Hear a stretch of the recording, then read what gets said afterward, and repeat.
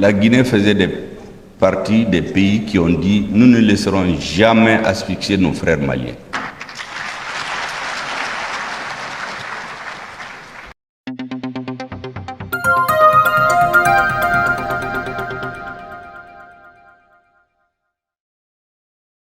Bonjour la famille et bon vendredi. On dit que la vérité ouvre les yeux mais ça ne les casse jamais. La famille écoutait ce discours du Premier ministre malien, Dr Choguel Kokala Maïga. Mais s'il vous plaît partagez aussi cette vidéo, on a besoin de 1000 partages avant l'arrivée du capitaine Ibrahim Traoré, président de la République du Burkina Faso au Niger dans cet après-midi.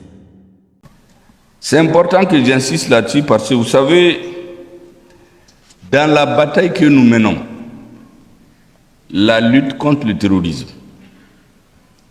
il y a des acteurs dont on ne peut pas ne pas parler, parce que l'avenir du pays dépend d'eux.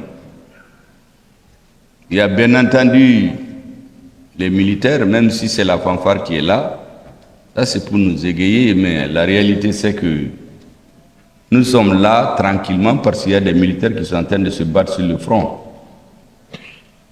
Il y en a même maintenant, certainement, qui sont dans des combats et donnent même leur vie. Ces hommes et ces femmes, nous ne pourrons jamais les remercier suffisamment. Et nous sommes bien placés au Mali pour le savoir. Parce qu'il y a des zones du Mali où on ne peut pas se réunir comme ça, à cause de l'insécurité. Et si nous arrivons à le faire ici, c'est parce que nous sommes sécurisés. Et donc les hommes en uniforme au Mali,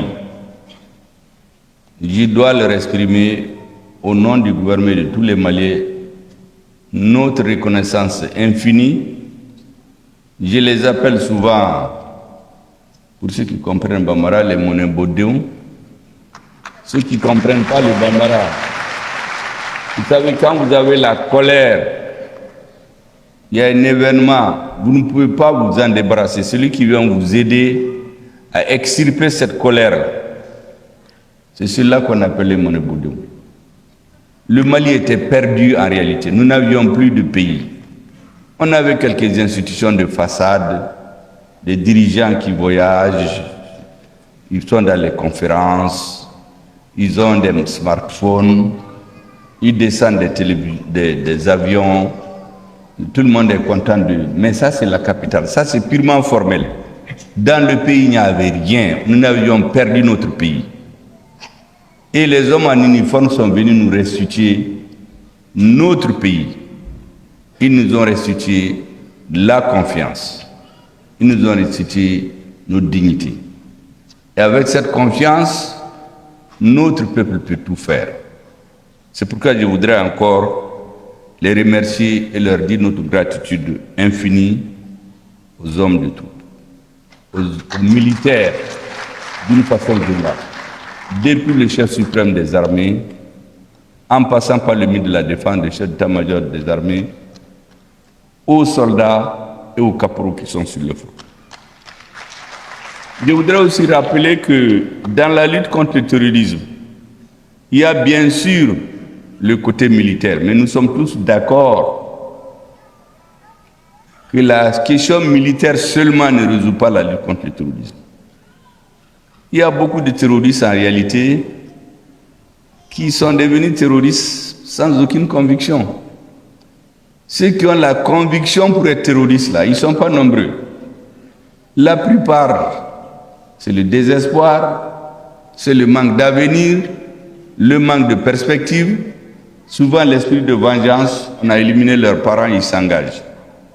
Et donc lorsque nous avons un ministère et des partenaires qui créent les conditions pour que le maximum de Maliens puissent vivre du fruit de leur travail, en fait, c'est des soldats qui luttent aussi contre le terrorisme à leur façon. Je voudrais les saluer. Saluer Madame le ministre, ses collaborateurs et les pays qui nous appuient dans cette démarche. Mais s'il vous plaît partagez aussi cette vidéo, on a besoin de 1000 partages avant l'arrivée du capitaine Ibrahim Traoré, président de la République du Burkina Faso au Niger dans cet après-midi. Vous avez le Conseil national du patronat du Mali, qui est le partenaire privilégié. En fait, on peut imaginer que l'on parle politique.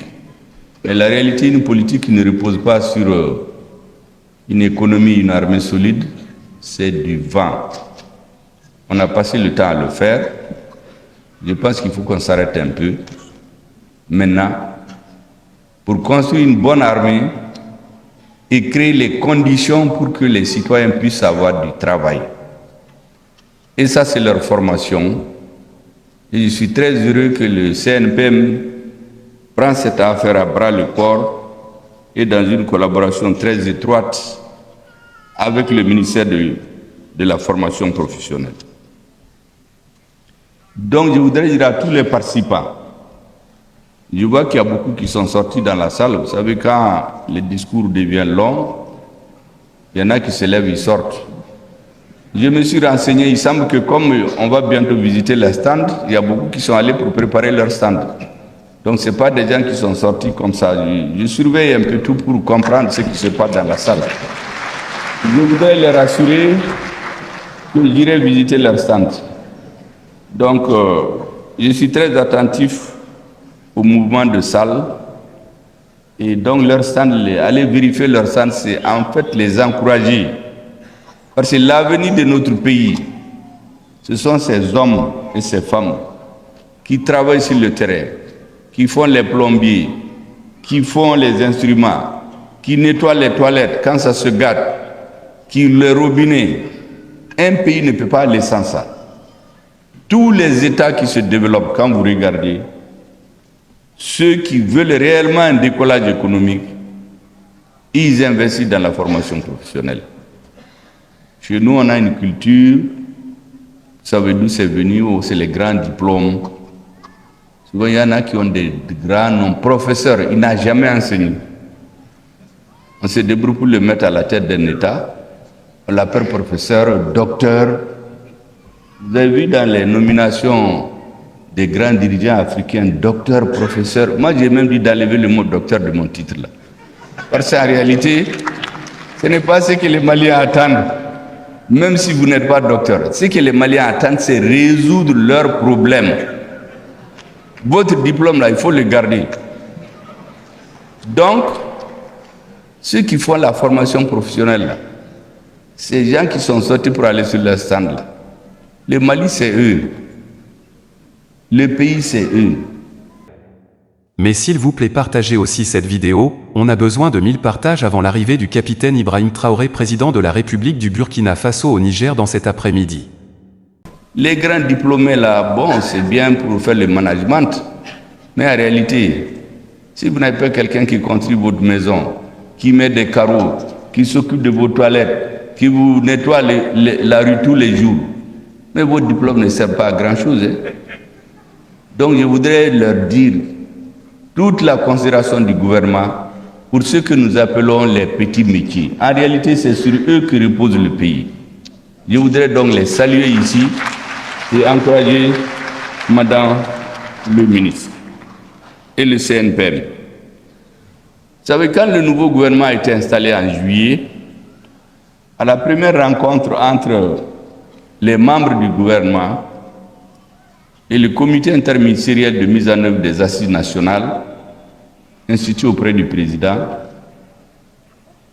j'avais insisté auprès des uns et des autres qu'en réalité, nous avons fait un bon temps à nous battre pour assurer notre défense et grâce à notre armée, elle est assurée, nous continuons de l'assurer. Il n'y a jamais zéro sécurité dans un pays. Nous avons notre diplomatie qui porte la voix du Mali, qui est entendue partout aujourd'hui, mais que parallèlement, il faut qu'on mette beaucoup d'efforts sur le développement économique et social. C'est ce que j'avais appelé les 3D, défense, diplomatie et développement. Parce qu'in fine, tout ce que nous faisons, c'est pour que les gens vivent bien.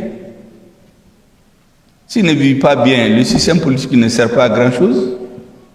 Un grand homme d'État chinois a dit d'ailleurs que le chien il soit gris ou blanc, pourvu qu'il attrape la souris. Bon, il a eu des problèmes en son temps pour ça, mais après, le monde a fini par ça. Donc, tout ce que nous faisons là, c'est pour rendre les Maliens un peu plus heureux. de jour en jour. C'est en ce moment qu'il y a la confiance dans le régime. Un régime qui ne peut pas assurer la sécurité physique, la sécurité alimentaire. Mais s'il vous plaît, partagez aussi cette vidéo, on a besoin de 1000 partages avant l'arrivée du capitaine Ibrahim Traoré, président de la République du Burkina Faso au Niger dans cet après-midi. La sécurité éducationnelle, les perspectives d'avenir, il ne peut pas être légitime. Qu'il soit élu, venu par coup d'État, succession dynastique, la vocation d'un pouvoir, c'est de rendre les citoyens plus heureux. Et je crois que votre travail continue à cela, contribue, disons, à cela. C'est pour cela que je voudrais saluer, avec toute la déférence nécessaire, tous les acteurs de la formation professionnelle. Je voudrais bien entendu m'arrêter sur nos invités. Nous avons la Guinée. Tous les Maliens se rappellent ici. Lorsqu'on nous avait tout fermé, la Guinée faisait partie des pays qui ont dit « Nous ne laisserons jamais asphyxier nos frères maliens ». En réalité, ces frontières entre nos pays, c'est des frontières dessinées de toutes pièces. C'est les mêmes peuples. Le Kourakan Fouga dont les Maliens sont très fiers. Mais c'est un Guinéen qui l'a écrit, le premier. La grande musique du Mandé, on la partage. Ce que l'ensemble instrumental chante ici, vous partez en Guinée, vous avez la même chose. Ce sont les mêmes peuples. Et je dois donc saluer, malgré tout ce qui est en Guinée aujourd'hui, des inondations, des grandes pluies avec beaucoup de morts, ils ont tenu à ce que leur ministre soit là. Je voudrais la saluer et transmettre à leurs autorités la reconnaissance de notre peuple. Et nos liens de fraternité sont en acier. Personne ne les détruira. Je voudrais parler aussi de nos amis du Maroc. Mais s'il vous plaît, partagez aussi cette vidéo, on a besoin de 1000 partages avant l'arrivée du capitaine Ibrahim Traoré, président de la République du Burkina Faso au Niger dans cet après-midi. Le Maroc est invité d'honneur. Peut-être on pense que c'est un peu la mode, invité d'honneur d'un pays. Vous savez, les relations entre le Maroc et le Mali sont des relations spécifiques. Je l'ai dit ici plusieurs fois. Ce n'est pas comme les relations avec les autres pays. Nous n'avons pas de frontières. Mais souvent, je fais une petite excursion en histoire. Dans les années 80, le Maroc avait rompu ses relations diplomatiques avec tous les pays africains, pour des considérations politiques que vous savez. Mais ils ne l'ont pas fait avec le Mali. Il y en a qui ont dit, mais pourquoi on ne rompt pas les relations avec le Mali? Le roi du Maroc, qui est féru d'histoire, leur a dit, les relations avec le Mali, c'est de l'histoire. Pousse leurs racines très loin. Ce n'est pas une histoire de lutte politique, de contingence, c'est des relations séculaires. Quand tu viens de Tombouctou, bon, en quelque part, il y a une culture du Maroc là-bas. Et ces relations n'ont jamais été rompues. Ça veut dire que c'est des relations spécifiques et particulières. Et chaque fois que le Mali fait des actions avec le Maroc, il est bon que notre jeunesse, la jeunesse marocaine, parce qu'en général, les jeunes ne savent pas que ce soit chez nous au Maroc, on voit les dirigeants, on voit le roi, on voit notre président, mais ce qui est en dessous, on ne sait pas. Il faut de temps en temps leur rappeler cela. Ça va renforcer leur engagement pour le bonheur de nos deux peuples. Vous voyez, même dans cette histoire d'embargo contre le Mali, vous avez vu les réunions qu'il y a avec le Maroc, le Niger, le Burkina actuellement, pour avoir des sorties sur la Méditerranée, pour diversifier notre partenariat. Je pense que tout ça, ce n'est pas l'effet du hasard. C'est vrai qu'il y a des considérations stratégiques, ça veut dire que chaque parti défend ses intérêts. Donc, que les Marocains aient des calculs stratégiques, ça c'est normal. Mais nous aussi, nous savons là où il y a nos intérêts. Je dois donc saluer les Marocains pour être à côté de nous aujourd'hui pour donner beaucoup de bourses aux Maliens qui vont se former au Maroc. Comme j'ai dit, c'est une façon de lutter contre le terrorisme. C'est une façon de densifier nos relations au niveau international.